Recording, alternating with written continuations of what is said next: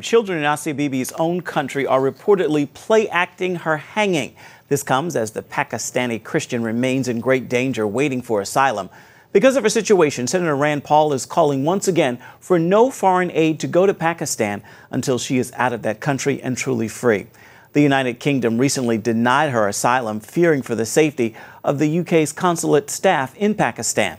Last month, a court acquitted Bibi of the charges that landed her in prison since 2010, facing a death sentence. She was convicted of drinking from a contaminated water jug, which is blasphemy accusations against her by Muslim neighbors. Faith McDonald is with the Save the Persecuted Christians Coalition. She joins us now with more on Asia Bibi's plight. So can you tell us what you know about her situation right now? Sure. Thanks so much, Ephraim. This is a terrible situation. You know, you could almost say it's going out of the frying pan and into the fire.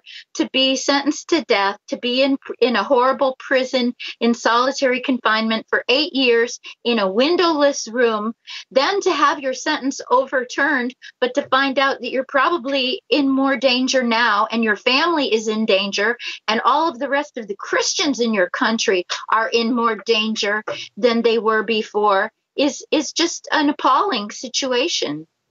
Do you think removing foreign aid, as Senator Rand Paul is suggesting, will guarantee safety for Bibi and possibly help other persecuted Christians there? Well, I think that the U.S. has a lot of leverage, even more so than some other Western countries. And of course, financial incentives are always helpful. So it could. I know that Prime Minister Khan had first held up the Supreme Court judges overturning the case and was very much on that side. But as the violence and the threats from the radical Islamists, including the group that's called the TLP, continued, he seemed to have changed his mind and said he would allow them to appeal to the Supreme Court decision. So I think we just have to do what we can. And the U.S. has a great bully pulpit, and the rest of the world does listen to what the U.S. says. So we just need to keep praying as well. And we know the United Kingdom turned down the request for asylum. Her attorney says they haven't left Pakistan because she hasn't been granted asylum anywhere.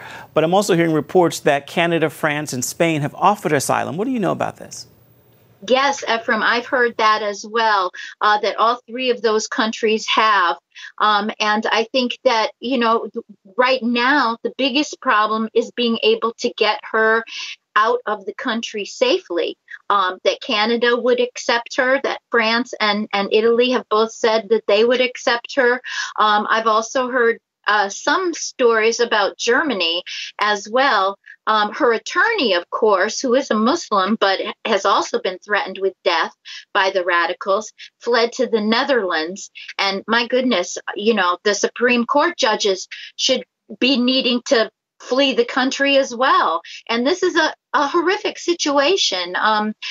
We need to see safety for these people, but we also need to see a transformation in Pakistan where there's a regard for religious freedom. And, you know, the government is able to make it so that people like this, the TLP and the other radicals, realize that they're going to be punished for this kind of behavior. Yeah, real quickly before you go, your group is holding a prayer vigil tonight. Can you quickly tell us about that? I am not part of this prayer vigil. I had not heard about this, actually. Sorry. We have ongoing prayer for Asia Bibi and for all of the Christians in Pakistan, as well as persecuted Christians around the world, through Save the Persecuted Christians, and also as in my work as the International Religious Liberty Director at the Institute on Religion and Democracy, IRD. Faith McDonald, we thank you for the work that you're doing. Thank you very much, Ephraim. God bless you. You too. A federal judge blocked President Donald Trump's executive order barring asylum hearings to immigrants who enter the country illegally. The order requires asylum seekers to make their claim at one of the 26 official points of entry on the southern border or face immediate deportation. A U.S. district judge issued a temporary restraining order blocking enforcement of that policy. Turning now to Chicago, where police have identified the gunman who killed 3 people at a hospital as 32-year-old Juan Lopez. A police spokesperson says it's unclear whether Lopez killed himself or if he was shot by officers at Mercy Hospital Monday. The victims were Dr. Tamara O'Neill, pharmacy resident Dania Les, and Officer Samuel Jimenez. The shooting is being investigated as a domestic dispute between Lopez and O'Neill. Both knew each other. Right now, basic survival is the goal for victims of the disastrous California wildfires. They've lost everything in most cases. And even though many churches were lost in the fire as well, CBN News' Mark Martin tells us some are still stepping up to help those in need. The wildfires burned roughly 2/3 of the churches in Paradise, California to the ground. But even though churches have been hit hard, members are pushing through to help their neighbors in need. The East Avenue Church in Chico now doubles as an emergency shelter, a haven for hundreds who've been displaced by the Camp Fire in Northern California. Blair Manus lived in his Paradise home for nearly 22 years before the wildfire destroyed it. He now calls the East Avenue Church home. A lot of volunteers are on site to support victims like Manus. The people who've walked in here and done an amazing job, not because I've done any of the organizing, but because we just gave them permission to come in and do what they do best. The church not only is providing food and medical help, volunteers are also trying to find those on the missing list. We are cross-referencing every person that we have in our facility with people on that list. And last night, our medical team was actually seeing people one by one, and they actually were successful in identifying 12 people on the list. CBN's Operation Blessing is also on the ground in Northern California, meeting with church leaders and giving grants to churches that are helping victims. Operation Blessing met the lead pastor of Paradise Alliance Church, Josh Gallagher. He told the team how his family barely escaped the campfire, which leveled their home. Gallagher sent his family on to Sacramento, but stayed behind to help other evacuees. Right now, we don't even know where our congregation is. They are literally scattered all over California, surrounding states, and the nation. But we don't even know right now, and that is the heaviest thing that's on our heart. Because we're supposed to be caring for these people, spiritually and physically, and we're not even sure where they are at this point. Gallagher believes the church will be essential to rebuilding the community and is hopeful that Paradise, California can be reborn as church leaders join with city leaders and groups like Operation Blessing come alongside to help. As we were talking with some government officials, they let us know that if this community is going to be rebuilt, the faith community is going to have to lead the charge, because it's within the faith community that people find hope, they find belonging, they find worth. Mark Martin, CBN News. Forecasters are predicting unusually cold weather this Thanksgiving. Some parts of the Northeast could see the coldest Thanksgiving in more than 100 years. Joe Bastardi is chief forecaster for Weather Bell Analytics. He joins us now. So, Joe, what's the reason for these record cold temperatures come Thanksgiving Day? Well, it's the overall pattern that we're evolving into the winter. And if you were here earlier, we've been saying we're expecting a cold, long, cold, stormy winter this year. And we're seeing some pretty unusual things. When was the last time it snowed after Easter and before Thanksgiving in New York City, for instance? They had an Easter snowstorm the day after Easter, and of course, they had the snowstorm last week. But I want to put things in perspective, as I love to do all the time. 1938, November 24th, 1938, which was Thanksgiving Day, 23rd and 24th, destructive wildfires in California, $3 million worth of damage, which back in 1938 was a lot, and it destroyed a lot of movie stars' homes.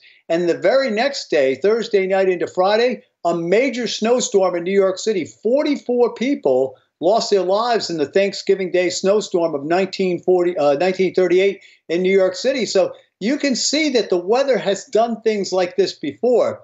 Of course, during the summertime, everybody loves to talk about the heat index. I know it's 95, but it feels like it's 120 out there, right? Well, the wind chills with this is sort of the counter to that, to make you feel even more miserable. The wind chills of this are going to be below zero during the day Thursday. The wind chills of 5 to 10 degrees for the Macy's Day Parade.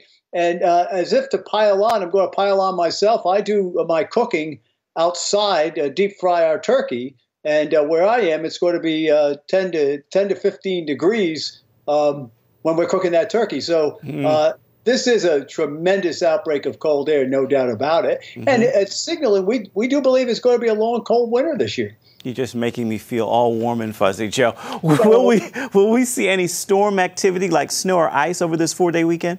Well, we're going to have a big storm of rain, predominantly rain, maybe freezing rain, sleet in the mountains Friday night into Saturday. It won't be like the big storm that hit last week, though. It'll be predominantly rain. Strong east to southeast winds come in Saturday into the coastal area, so no worry about snow in New York or Philadelphia on Saturday. I do think there's a chance that we see a blizzard, though. Nebraska, Kansas, Iowa, Sunday into Sunday night. So the end of the weekend out there gets real rough, and the pattern, once we get by Thanksgiving, at least through the opening 10 days of December, looks cold and stormy for much of the United States. A positive to this is with the jet breaking through in California, they're going to get enough rain that we can put an end to this wildfire season out there. All right. Well, that will be good if we can put an end to the wild season. Joe Bastardi of Weather Rail Analytics, thank you so much for your time. Much appreciated always. Thank you for having me.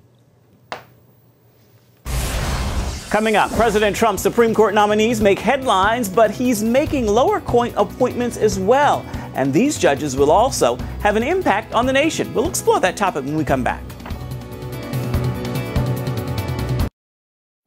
President Trump has named 2 justices to the U.S. Supreme Court, Neil Gorsuch and Brett Kavanaugh, but he's made even more appointments to lower courts. Here to talk about those and how they could shape the nation's judiciary is Tom Fitton with Judicial Watch. So, Tom, tell us about the circuit court seats the president has filled and how that could change legal rulings we've seen on key issues over the past several years. Well, I think it's well north of 60 appellate court judge seats the president has filled. It's called the circuit courts, as you point out. And so that's a record in many respects in terms of prior presidents, in terms of the sheer number and volume of circuit court judges being approved. There's still a lot of lower court judges. You have your appellate courts, above that is Supreme Court, but the first line are the district court judges. There are many that still need to be approved, and Judicial Watch and other conservative groups have been calling on the Senate to stay in session up until the last possible moment to get those nominees and other nominees through onto the courts. Because we see just recently you have these lower court judges making these rulings that have nationwide impact on immigration and other matters. Can you highlight why the circuit court is so significant? Well, the circuit court judges are the appellate court judges where it's usually your court of last resort at the federal level, since the Supreme Court takes up so few cases. So if there's an issue, it's often settled at the appellate courts by the circuit court judges. So it's important that good judges be put on board there, and the president has a good record of appointing conservative jurists to the bench, and we hope he continues to do so. But we've got to get all those judges, both at the lower courts and the upper courts, put on the bench this year, because what happens is when the new Congress comes into session, the nominations in many ways have to be restarted, and then the president is behind the 8 ball again. So we're up against the clock here. What does the president have left to fill? Well, there are 178 pending nominations to the executive branch. Over 50 of those are district court judges. So there are a lot of judgeships available to be filled in. And Senator McConnell, the Senate Majority Leader, who runs the Senate on behalf of the Republicans, should keep his Senate in session up until Christmas if necessary, and then past Christmas to get these judges confirmed. Well, the problem is the Democrats on the Hill, because they don't have the filibuster available to them for a lot of these nominees, have been invoking the so-called 30-hour rule, which means that judges that are really uncontroversial are facing days of debate. And that just comes up the works. And so the way around that is to make them be in session 7 days a week, practically speaking, up until the new Senate comes into town. Switching gears here briefly, tell us about the Judicial Watch's latest legal action in federal court when it comes to Hillary Clinton's email misconduct. Well, we had a new ruling from a federal court judge that Hillary Clinton has to answer some questions she didn't want to answer under oath in writing about her email system. Specifically, we're wanting Mrs. Clinton to tell us how her email system was created, why it was created, who's responsible, and other key facts. And so we had to go to court to fight to get that answer. Mrs. Clinton objected to the question. Unfortunately, the Justice Department and the State Department were on her side in that debate.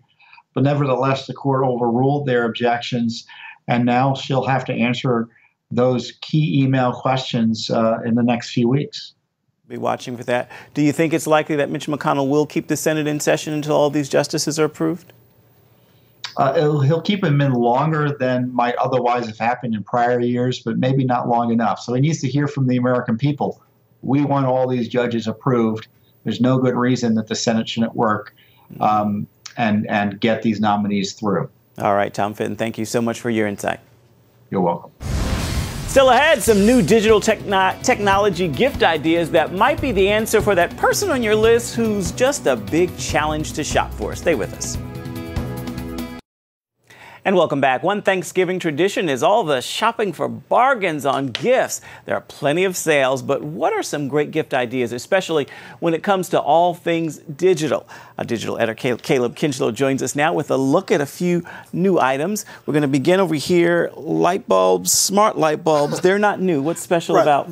Right, they're not new, Ephraim, but you know, the thing about most smart bulb technology is that you need a hub in order to make it work. Okay. Now, the thing about these bulbs particularly, all you need is the bulb and you need your Wi-Fi from your smart device. Okay. And I can turn it on with my smart. You can turn it on, but also, Ephraim, I mean, there's footage as well I can show you. Okay. But there's literally 16 million colors on here. But not only that, you can also dive in a bit deeper as well. If you want to change the mood, change the atmosphere, it has all those different things for you, Ephraim. There's even some presets for you for the holidays. If you want to go relax, you want to host a party.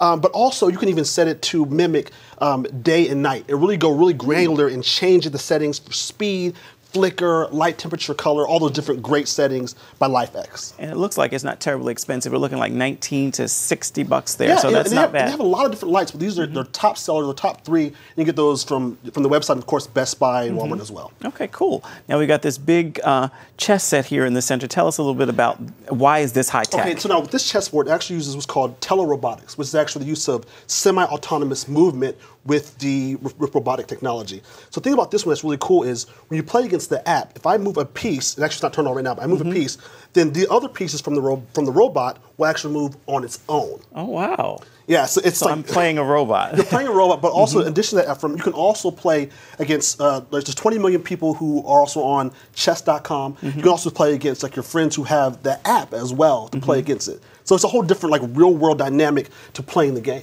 So I only need this one board and I can play against someone else. Yeah, using the app. Okay. And the pieces move by themselves. It's a crazy. Yeah, indeed. Now you've also got a drone with you. Oh yes. This drone here, AirHog, the Supernova. The thing about this drone is actually has, as you see, there's no extra controllers. There's 5 different sensors here, and there's also a sensor underneath or on the bottom. Now what you do here is actually kind of hard to control. That's part of the fun, learning how to fly it. Yeah. Now what I'm doing is so I can control it here in this big space here. So actually, I'm gonna show you how this works here on this drone. Oh, watch this. I'm gonna take it and now it controls. Okay, there's a lot of things happening here in this space. Okay. But the sensors control it, and there's also a lot of different trick modes that you can do as well. So I can do some tricks here. I can control it. Oh man, it's kind of hard. There you go. I see. So I can control.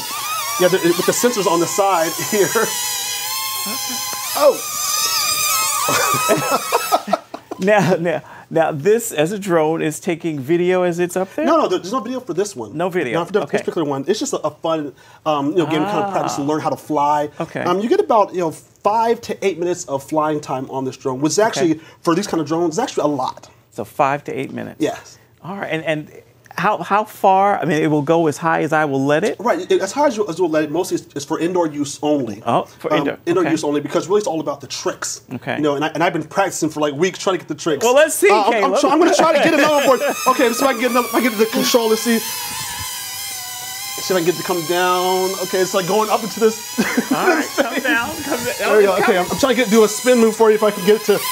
See, it's hard, Ephraim. It's really hard, but it's a lot of fun. As you can see. Wow, and this retails for only $29.99. $29.99. $29.99. Yeah, yes. Now the big ticket item here on the board is what? This is the big ticket item. It's actually $369. However, we do have a promo code for it. Okay. Use CBN1. They'll give you 10% off on this chess set. CBN1. I saw some images of you. Is that you playing with your son? Yes. Yeah, we've been playing. We've been playing this game, playing against the AI. Okay. And he's actually really good. He's been like practicing, on the app and playing against the AI. And it's really cool to watch him watch the pieces move back and forth with my son. So it's really cool. Now, does he win? Sometimes he wins.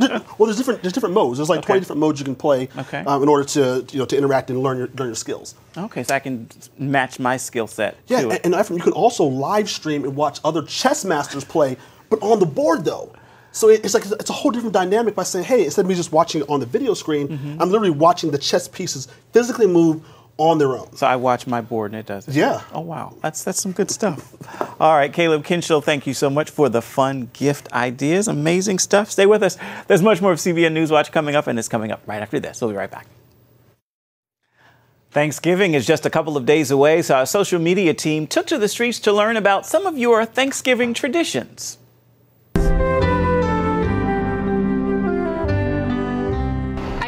So we spend all of Thanksgiving with my mom's side of the family, and then at night we go to my dad's side of the family, so I get to see everyone. Usually either if it's not making a turkey, then we'll actually do Chinese food. I think trying to see family is really, I guess, our biggest tradition in a way. Just to eat and watch football. Yes, we always go down to the Outer Banks to kind of be as one family unit all in one big house. And it's a Thanksgiving tradition of sorts here at CBN News. Several Thanksgiving weekend specials for you. Faith Nation is going to have a docudrama about Reverend Robert Hunt's first landing and a look at finding civility in politics. And for Newswatch, a one program examining the Native American Squanto and Pocahontas and their untold stories of faith. And the other, looking at our divided nation and finding solutions for unity. So be sure to tune into the news channel, or you can find it on demand at cbnnews.com or our CBN News app. Until next time, everybody, thank you so much for watching. Goodbye and God bless. We'll see you right back here, same time tomorrow.